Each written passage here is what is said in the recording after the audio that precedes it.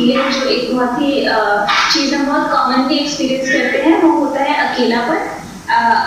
अकेलापन मतलब वो एक फीलिंग, चाहे हमारे आसपास बहुत सारे लोग हों, लेकिन फिर भी जो एक फीलिंग होती है कि हमारे साथ कोई नहीं है या हम अकेले हैं सबके साथ होकर भी, उसे लोनलीनेस या अकेलापन बोलते हैं।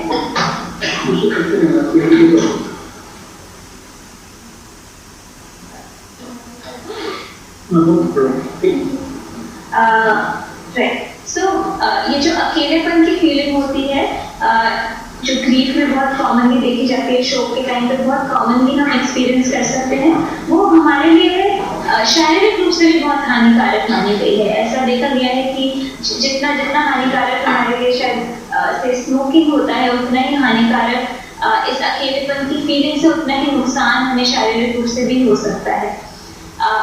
एक होता है सोशल आइसोलेशन, मतलब कई बार हम अपने आप को अकेला कर लेते हैं, लोगों से दूर कर लेते हैं, लेकिन उसके अलावा लोगों के बीच में होकर भी हमें अकेलापन महसूस हो सकता है।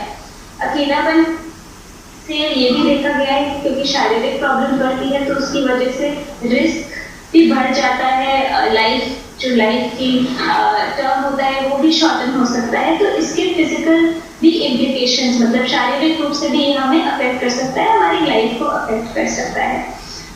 किसी को खो देना एक बहुत बड़ा फैक्टर है जिसके बाद अकेलापन देखा जा सकता है, और ये कई, जैसे हमने कहा, शारीरिक प्रॉब्लम से रिलेटेड है, हार्ट प्रॉब्लम से, आगे चल के कई ब्रेन बेस्ड चेंजेस से, डिमेंशिया से और डिप्रेशन से भी इसका रिलेशन है। सो एक नॉर्मल ग्रीफ प्रोसेस, जो हम बोल रहे हैं कि ये सब फीलिंग्स नॉर्मली आती हैं किसी को खो देने के बाद, तो एक नॉर्मल ग्रीफ प्रोसेस में क्या होता है? यूजुअली कई रिसर्चर्स ने ऐसा बोला है कि नॉर्मली ग्रीफ प्रोसेस में कई हम फीलिंग्स से गुजरते हैं। इसमें एक फीलिंग होती है डिनायल, मतलब कि पहले जब हम किसी भी शौक की स्थिति में होते हैं, कुछ भी खो देते हैं, तो पहले हमें यकीन नहीं होता, हमें शॉक या डिसबिलीफ की स्टेट में होते हैं, जहाँ पे हम कहते हैं कि ये तो हमारे साथ नहीं हो सकता, ऐसा हो ही नहीं सकता। और उसके बाद उससे प्रोग्रेस करके कई बार हम पहुँचते हैं गुस्से पर, जहाँ पर बहुत ज़्यादा एंगर, बहुत ज़्यादा गुस्सा हम महसूस कर सकते हैं।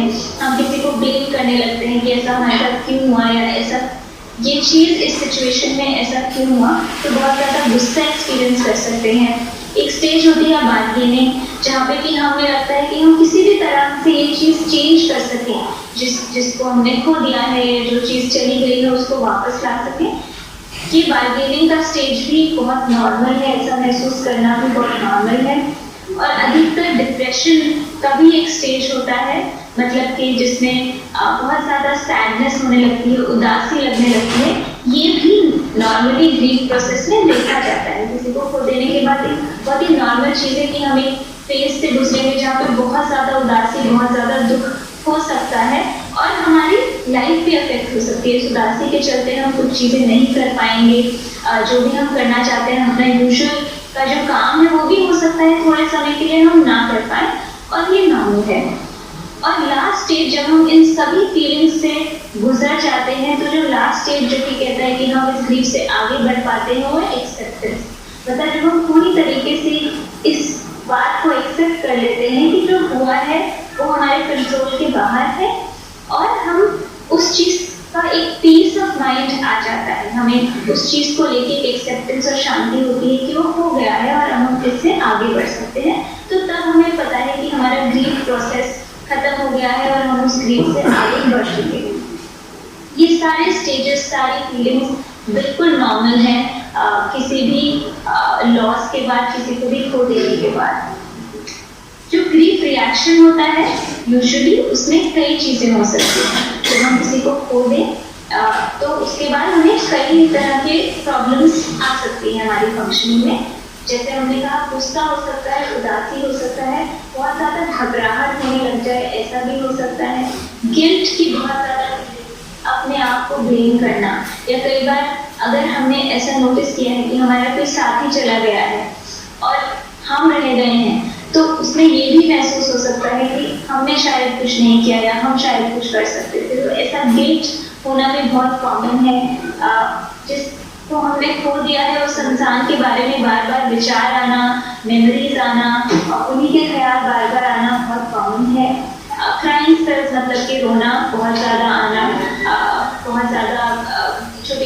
बातों पे एकदम रोना आ जाता है, ये भी ग्रीफ रिएक्शन है।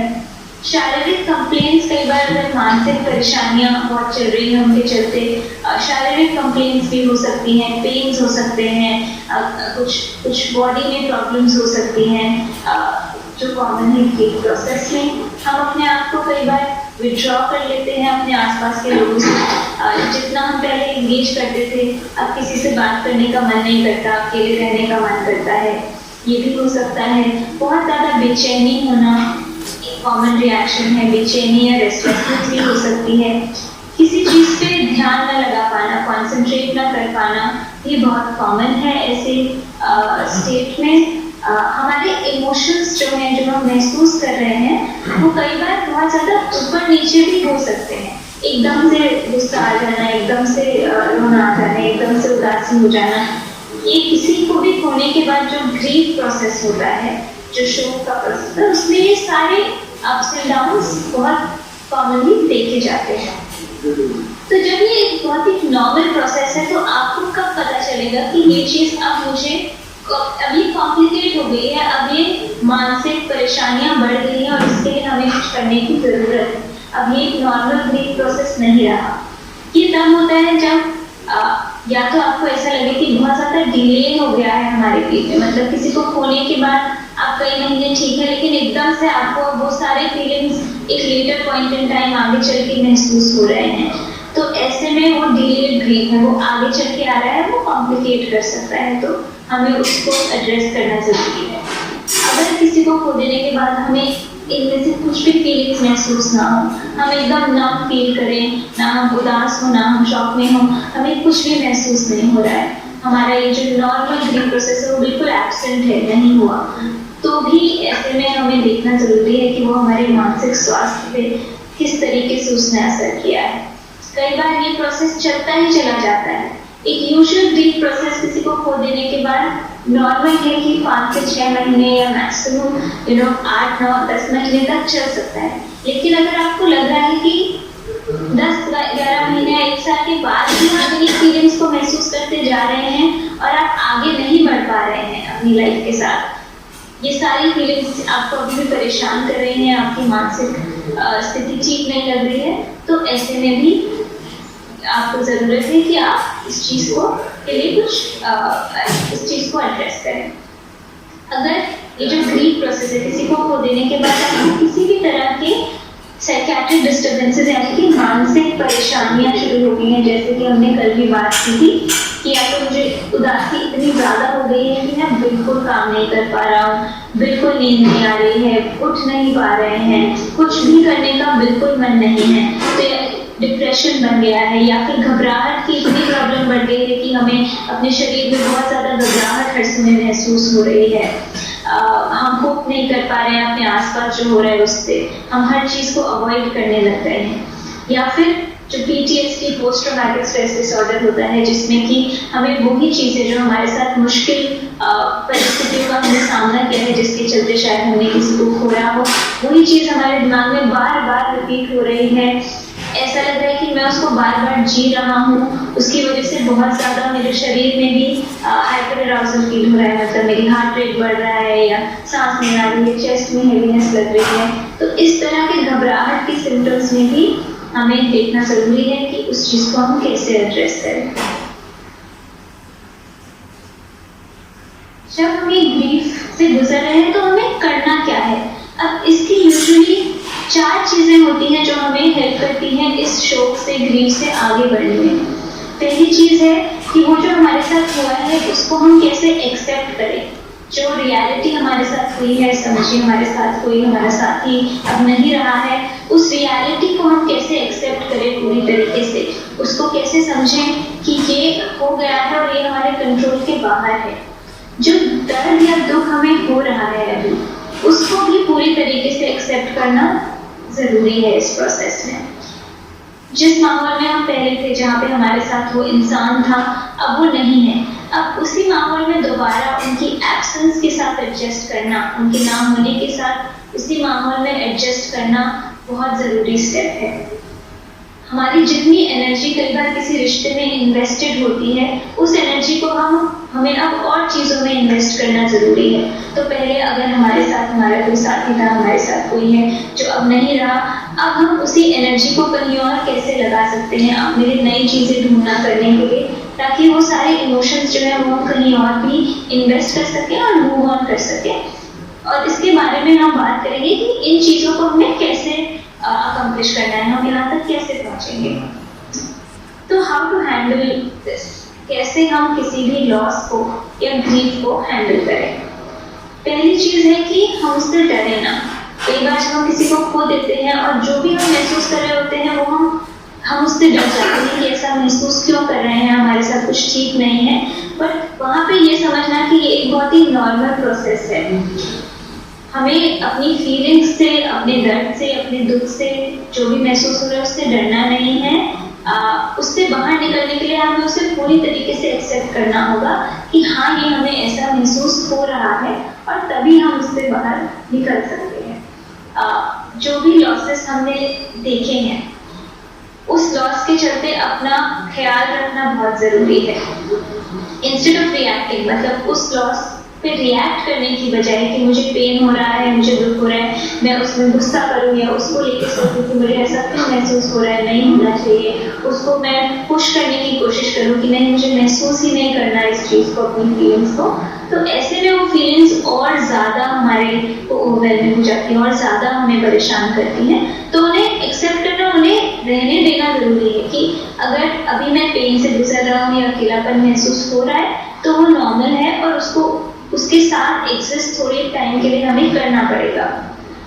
अगर कुछ भी फीलिंग्स ऐसी हैं जो एड्रेस नहीं, बहुत गुस्सा है अंदर, या फिर मैं अपने आप को ब्लेम कर रहा हूँ या किसी भी तरीके का गिल्ट है, तो उसको हमें बाहर निकालना या रिकग्नाइज करना ज़रूरी है कि मुझे असल में क्या महसूस हो रहा है, एक्चुअली क्या फीलिंग्स है जो मैं महसूस कर रहा हूँ, इस लॉस ने मुझे किस तरीके से इम्पैक्ट किया है। उस चीज़ को जानना पहली बार बहुत ज़रूरी है। एक बार जब हमने उन सब फीलिंग्स को समझ लिया है और उन सब फीलिंग्स को एक्सेप्ट कर लिया है, उनको एक्सप्रेस करना बहुत ज़रूरी है। जितना हम अपनी फीलिंग्स को दबाएंगे उतना ज़्यादा वो फीलिंग्स एक स्प्रिंग की तरह बाहर आएंगी। तो हमें ज़रूरी है कि हमें उसके लिए कोई आउटलेट ढूंढना ज़रूरी है, किसी ना किसी तरीके से उसको एक्सप्रेस करना ज़रूरी है। जब फीलिंग्स एक्सप्रेस नहीं होती तो वो अंदर ही अंदर दब के रह जाती है और किसी और रूप में, किसी शारीरिक प्रॉब्लम में या किसी और तरीके से बाहर निकलती है। तो ऐसे में ज़रूरी है कि हम किसी और प्रॉब्लम में वो ना बदल जाए। जैसे कई बार हम अपनी फीलिंग्स को बहुत दबाते हैं तो हम एकदम नम हो जाते हैं, या हम कई तरह के सब्सटेंसेस, अल्कोहल हो गया या स्मोकिंग हो गया, उसकी तरफ चले जाते हैं क्योंकि वो हमें कुछ क्षण के लिए बेटर फील कराता है। ताकि ये ना हो, हमें अपनी फीलिंग्स को एक्सेप्ट करना और बाहर निकालना ज़रूरी है। तो इसके लिए जर्नलिंग करना, उनको लिखना, अगर कोई हमारे आसपास नहीं है जिससे हम बात कर सकें तो हम अपनी फीलिंग्स को कहीं पे लिख सकते हैं, उन्हें जर्नल कर सकते हैं, उन्हें किसी भी तरीके से बाहर निकाल सकते हैं। ये समझना कि जो आप अभी महसूस कर रहे हो, चाहे वो दुख हो, अकेलापन हो, वो एक नेगेटिव इमोशन नहीं है। वो चीज़ दर्शाता है कि जो आपने खोया वो आपके लिए बहुत वैल्यूएबल था। तो वो एक बहुत ही नॉर्मल ह्यूमन प्रोसेस है, ये बहुत ज़रूरी है। उसका कोई मतलब है, कोई मीनिंग है कि जितना भी हमारे लिए वैल्यू थी उस इंसान की हमारी लाइफ में, जितना हम केयर करते थे, वो केयर हमारे ग्रीफ और हमारे शोक के थ्रू बाहर निकल रही है। तो उस चीज़ को समझना ज़रूरी है कि ये एक नॉर्मल प्रोसेस है और एक नॉर्मल पार्ट है। हमें इमोशंस को नेगेटिव नहीं समझना। अपने आसपास लोगों को देखना है जो कि हमें हेल्प कर सके इस चीज़ से बाहर निकलने में, चाहे वो रिलेटिव्स हो, चाहे वो फ्रेंड्स हो, चाहे वो कोवर्कर्स हो, जो आपकी फीलिंग्स समझ सके। जितना हो सके उनसे बात करने की जब भी पॉसिबल हो कोशिश करनी है। ये फीलिंग्स महसूस करना कोई वीकनेस नहीं है, ये एक बहुत ही नॉर्मल प्रोसेस है, शायद सब एक्सपीरियंस करते हैं। तो ऐसे में एक दूसरे के साथ खड़े रहना और किसी से इस बारे में बात करना बहुत ज़रूरी है। अपनी हेल्थ का, फिजिकल हेल्थ का ख्याल रखना। कई बार मानसिक परेशानियों के चलते, जब हम मानसिक कुछ भी फीलिंग्स बहुत ज़्यादा एक्सपीरियंस कर रहे हैं, उसके चलते हम शारीरिक रूप से भी अपना ख्याल नहीं रख पाते, हम बिल्कुल भूख नहीं लगती तो खाना नहीं खा रहे हैं, स्लीप पूरी नहीं हो रही है। बट ऐसे में भी जब हम कोई बहुत ही मुश्किल चीज से गुजर रहे हैं तो हमें स्पेशली ध्यान रखना है कि हम शारीरिक रूप से भी अपना ख्याल रखें, हम प्रॉपर डाइट लें, हम खाना ठीक लें, हम बहुत ज़्यादा रेस्ट अपने लिए जितना शरीर को चाहिए उतना लें, हमारी स्लीप प्रॉपर हो, साथ ही साथ एक्सरसाइज, किसी भी तरह का फिजिकल मूवमेंट, फिजिकल एक्सरसाइज बहुत ज़रूरी होती है हमारा मूड, हमारे इमोशंस को भी रेगुलेट करने के लिए। इसके अलावा एक चीज जो समझने की हुई है कि ये प्रोसेस में समय लगेगा। अगर हम चाहें कि हम अपना दुख या अपने पेन से कुछ दिनों में बाहर निकल जाए तो वो नहीं होगा। तो जितना इम्पेशेंट, जितना ज्यादा हम महसूस करेंगे कि हम नहीं निकल पा रहे हैं बाहर और हमें निकल जाना चाहिए घर से बाहर, उतना हम हेल्पलेस फील करेंगे कि हम कुछ नहीं कर पा रहे हैं। तो ऐसे में पेशेंस रखना कि ये प्रोसेस है, हो सकता है कुछ हफ्ते लगे, कुछ महीने लगे, लेकिन कोई भी फीलिंग परमानेंट नहीं है। आप इस फीलिंग से बाहर निकल सकते हैं, ये अपने आप को बार बार याद दिलाना जरूरी है कि जो आप महसूस कर रहे हैं अभी इस प्रेजेंट में, वो जरूरी नहीं है कि वही आप फ्यूचर में भी महसूस करें।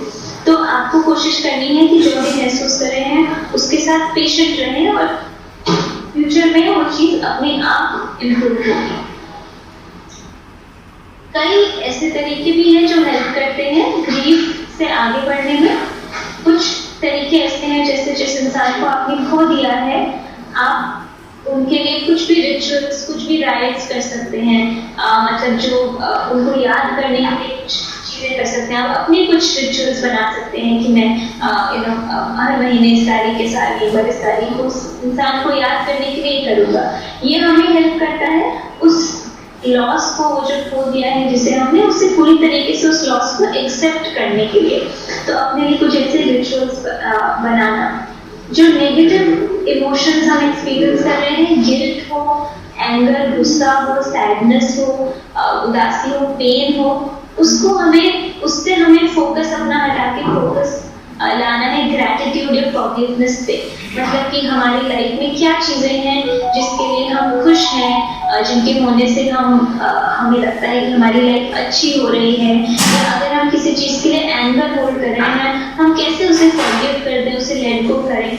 वो फीलिंग्स जो ज़्यादा पॉजिटिव होती हैं, एक्सेप्टेंस की, फॉरगिवनेस की, ग्रैटिट्यूड की, उन्हें हमें अपनी लाइफ में ज़रूरी है लाना।